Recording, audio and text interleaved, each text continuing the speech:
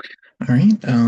Hello, my name is Caleb, and today I'm going to go over Chapter 18, Reports, Presentations, and Workshops. The main idea is that doing great research isn't enough. If we can't communicate it clearly and in a way people can actually use, then it kind of just dies in a Google folder. So this chapter is all about making our findings stick and getting them acted on.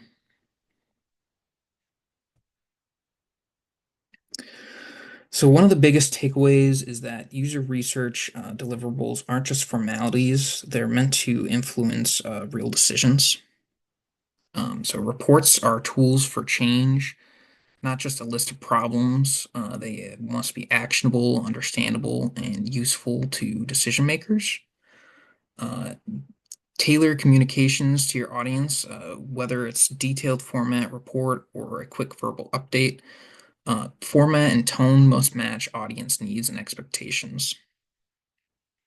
The three core report types, there's usability reports, which focus on interface issues and quick fixes. There's documentaries, which focus on broader understandings of user behavior and context. And then there's also design springboards, which inspire innovation by identifying opportunity spaces. Some more key takeaways. Structure matters. Executive summaries, procedures, participant profiles, and evidence-based themes guide effective storytelling in reports. Presentations are performances, so you should choose vivid examples, quotes, images, videos. Anticipate the reactions and then allow time for discussions afterwards. Workshops drive action. So collaborative, interpretive sessions help stakeholders empathize with users and co-create solutions. And one size does not fit all. Different teams need different formats, different levels of detail, and emphasis depending on their role and familiarity with the user research. Regardless of the format, everything should be structured around what the audience needs to know, not just dumping data. So what this method is best suited for, it's best suited for understanding user behavior, challenges, and motivations through direct observation and conversation. It's good for identifying actionable design issues via usability testing or fieldwork insights. It's good at communicating nuanced human experiences to stakeholders who make product decisions. And it's good at creating shared understanding across cross-functional teams using workshops and storytelling. Some of the things that they're not well suited for, statistically significant conclusions are not going to be good for this. Sample sizes and user research um, reports are typically small and qualitative. Measuring large-scale trends or correlations, those are better handled by surveys or analytics. Answering business model or market size questions alone, user research insights must often be paired with other data types like market research. And then convincing skeptical stakeholders without contextual framing. Findings can be dismissed if not clearly tied to goals, methods, and audience needs. This method is super useful for answering questions like what's confusing people, why are usually users struggling here, or what matters most to our users. It's not great for questions that need hard numbers or statistically significance, like what percentage of users prefer option A. That's more of survey territory. And this is more about depth and clarity. So some of the limitations, it's qualitative and not quantitative. Findings often come from small samples. Though they're insightful, they're not statistically representative. They are subject to bias, participant selection, research interpretation, or even the setting can unintentionally shape results. Acknowledging and minimizing bias is critical for credibility. They can be easily misinterpreted, my apologies, without proper framing. Stakeholders may generalize findings too far or ignore key nuances. And they have resource constraints like limited time, budget, or participant access, which they can restrict research depth and breadth. Some more limitations, audience mismatch. If reports or presentations are not tailored to specific stakeholder knowledge, interests, or goals, they may be ignored or misunderstood. Workshops can go off track. Without clear facilitation, research-driven workshops can lose focus, become too solution-oriented too early, or exclude key perspectives. And then over-reliance on a single method, presentations and reports are strong for sharing, but less effective if used in isolation from collaborative or iterative processes. There are definitely some limits here, as well as bias, whether it's who we recruited, how we interpreted something, or even how a room was set up. The chapter encourages us to acknowledge those things instead of pretending the research was flawless. And sometimes stakeholders just don't get it if it's not framed in a way that makes sense to them. So a huge part of getting this right is the preparation. And that means knowing who you're presenting to, figuring out what they actually care about, and deciding what kind of format makes sense, like a slide deck, full report, quick summary, whatever it may be. So before writing or presenting, you want to finish your analysis. Don't start crafting slides or reports until insights are clear and organized. You want to define the audience, know their roles, familiarity with user research, and what designs they need to make from your findings, decisions they need to make from your findings. You want to clarify goals. Are you informing, persuading, generating ideas, or guiding decisions? For reports, you want to choose the right format, whether it be long form, slide deck, or summary email, depends on the audience needs. You want a planned structure and a consistent flow, whether that be executive summary, methods, participants, themes, recommendations, and then conclusions, whatever it may be, you just want to keep the consistent flow.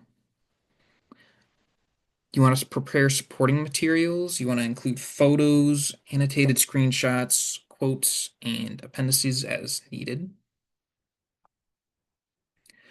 For presentations, you want to rehearse and tailor your content based on what that specific group cares about most. You want to anticipate objections and tough questions, and you also want to have evidence ready to back up those surprising or controversial findings. And then you also want to leave time in the end for Q&A. And you want to allocate at least 1/3 of your time for discussion and feedback. For workshops, you want to define the goal, idea generation, strategic planning, problem solving, whatever it be. You want to define it right off the bat. You want to plan group activities, which include small group work, interactive walkthroughs, or exercises like how might we accomplish this goal. And you want to prep materials like printouts, sticky notes, video clips, whiteboards, or even props, depending on the goal. So one example the chapter gives of a good example is Portugal Consulting's Reading Ahead project. It is a really clean presentation that uses quotes, pictures, and short video clips to bring insights to life. Another strong move is using annotated screenshots and usability reports. A big red circle around a missing search bar says more than 3 paragraphs ever could. You can also design springboards. They present opportunity areas with themes and not just problems. And it also inspires ideation by framing insights as design challenges. Um, Good usage in presentations and workshops. In presentations, you want to use video clips or walkthroughs, but you want to keep them concise, under 3 minutes. You want it to be labeled and storytelling driven. One way of doing this would be show using confusion, followed by a recommendation on how to solve that. You want to tailor your delivery. So for the report or presentation, rather, you want to separate it for execs and developers, depending on what their focus is. Developers need all the technical details, where executives are really not going to care that much about them and probably check out if you're spending a long time on them. For workshops, you want cross-functional group activities like how might we solve this problem? How might we accomplish this goal? And those questions can turn insights into solutions. You want hands-on exercises grounded in personas or real findings as well, really support the workshops. And you want data grounded in empathy building. So you want to use props or role playing, like simulating limited mobility, to relate to user challenges. In workshops, a good sign is when people are actually using your research while brainstorming and not just listening passively. Some things to be careful of. There are a few common pitfalls, like making one report for everyone. Like I said before, the executives don't need 50 pages of data. Using terms people don't understand, or jargon. Um, we're expecting your insights to speak for themselves without any story or context. So for reporting, you really want to be careful of one size fits all reports. Failing to tailor content for different audiences leads to confusion or disengagement. Data dumping without structure can overload your reports with unprioritized findings or too much raw data, and it overwhelms the readers. No context or transparency. Skipping limitations or methods undermines trust and leaves findings open to challenge. So you want to be sure to document all that. For presentations, overgeneralizing from one user, like user X did this, and so everyone must do that. That's flawed logic. You really want to avoid that. You don't want to use jargon without explanation. Any terms people don't understand or abbreviations, it makes audiences feel lost or excluded. Skipping visual storytelling, dense text slides miss the emotional and explanatory power of photos, quotes, and videos. And then no space for dialogue. Talking at stakeholders rather than disengaging them, or rather than engaging them, is a missed opportunity. And then what to be careful of in workshops. Jumping to solutions too early, it can ignore the root cause that surfaces in the research. Poor facilitation, sessions that lack structure, goals, or diverse voices can feel like a waste of time. And ignoring stakeholder discomfort. Dismissing concerns about findings can lead to resistance or defensiveness, like this is just dumb, or this is not our market, or I don't want to do this. In workshops, it's easy to jump straight to solutions before even fully understanding the problem, and that's where a facilitator really needs to keep the focus on the users and the research findings.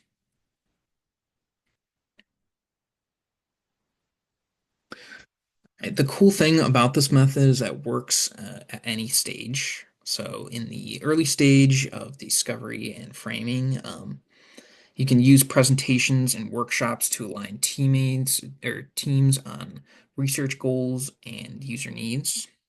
Um, Early informal reporting can guide iterative planning and resource allocation and really help right down the line. In the mid stage, design and prototyping, you want to present usability test results to refine UI elements and user flows. You can use design springboards to generate and evaluate multiple concepts. And then workshops can also bridge research findings to ideation and design iteration. The late stage, the validation delivery, it helps summarize test results or field feedback to justify final design decisions. It creates polished format reports for buy-ins from stakeholders' documentation, highlights recurring issues, and makes strategic recommendations for future updates. You can use this report, you can also use reports and workshops to reflect and plan for what's next. So it's not just about fixing what's broken now, but setting direction for the future. So yeah, chapter 18 really shows that presenting user research is just as important as doing it. If we want people to actually use our work, we have to frame it in a way that makes sense to them, back it up with real evidence, and make it easy to act on. Whether it's a quick stand-up summary, a polished report, or an interactive workshop, the goal is the same. Help teams understand users and make better decisions because of it. Thank you for your time.